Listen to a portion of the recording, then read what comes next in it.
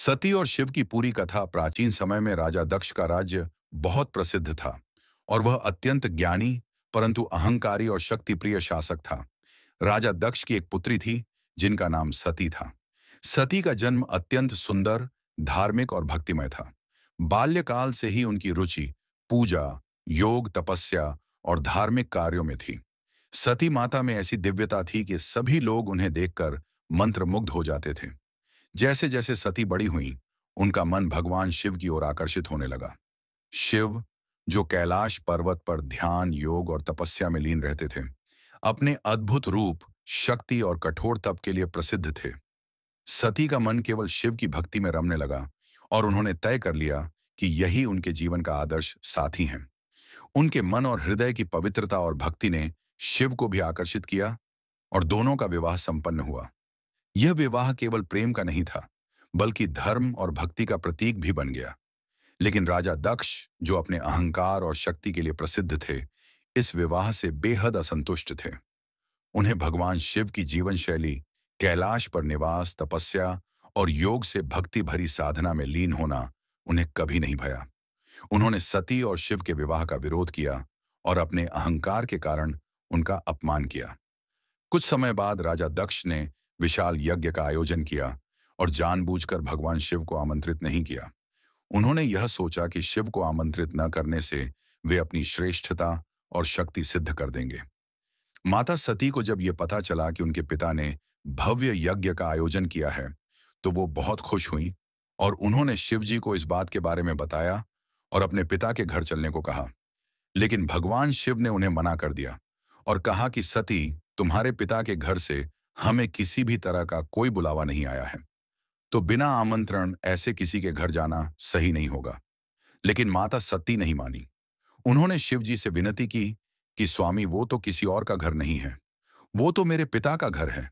अपने ही घर जाने के लिए कैसा आमंत्रण। यह सुनकर भगवान शिव ने उन्हें जाने की आज्ञा दे दी। लेकिन भगवान शिव उनके साथ नहीं गए और माता सती अकेली ही अपने पिता के घर चली गई। वहां जाकर जब उन्हें इस बात का पता हुआ कि उनके पिता सभी को आदर सत्कार से बैठा रहे हैं, वहां सभी देवता, ऋषि मुनियों और राजाओं के लिए आसन था, लेकिन भगवान शिव के लिए नहीं था, तो अपना पिता का यह व्यवहार उन्हें अच्छा नहीं लगा। माता सती, जो अपने पिता के इस अपमान और अहंकार को जान गई थीं, तब वह इस बात को लेकर अत्यंत दुखी और क्रोधित हुईं। फिर उन्होंने अपने पिता के ही यज्ञ में कूदकर उन्होंने अपने शरीर को आग में समर्पित कर दिया, जिससे उनका भक्ति और त्याग सर्वोच्च रूप में प्रकट हुआ।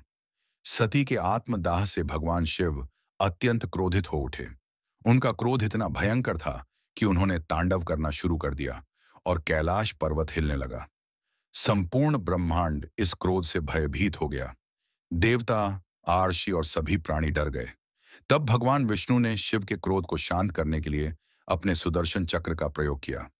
उन्होंने सती के शरीर को काटकर 7 भागों में विभाजित किया, ताकि शिव का क्रोध शांत हो सके और ब्रह्मांड में विनाश न हो। सती के शरीर के ये अंग विभिन्न स्थलों पर गिरे, जो आज 51 प्रमुख शक्तिपीठों के रूप में जाने जाते हैं। प्रत्येक शक्तिपीठ पर देवी का विशेष रूप प्रतिष्ठित है और ये स्थान आज भी श्रद्धालुओं के लिए अत्यंत पवित्र माने जाते हैं। इस घटना के बाद शिव ने कैलाश पर्वत पर लौटकर ध्यान और तपस्या में संलग्न हुए। उन्होंने अपने क्रोध और दुख को योग और ध्यान के माध्यम से शांत किया। इस कथा से स्पष्ट होता है कि भले ही सती और शिव शारीरिक रूप से अलग हुए, उनका आध्यात्मिक और भावनात्मक बंधन हमेशा अमर रहा। सती का त्याग और भक्ति भगवान शिव के क्रोध को भी नियंत्रित करने में सहायक रहा और शक्ति का सर्वोच्च प्रतीक बन गया। इस कथा से हमें यह सीखने को मिलता है कि सत्य और धर्म के मार्ग पर चलना, भक्ति में लीन रहना और त्याग करना सर्वोच्च गुण हैं। भक्ति और प्रेम भले ही शारीरिक रूप से अलग हो जाए, लेकिन वे अमर रहते हैं। अगर आपको यह कथा पसंद आई हो और आप ऐसी और पौराणिक कहानियां देखना चाहते हैं, तो हमारे चैनल को सब्सक्राइब करना न भूलें।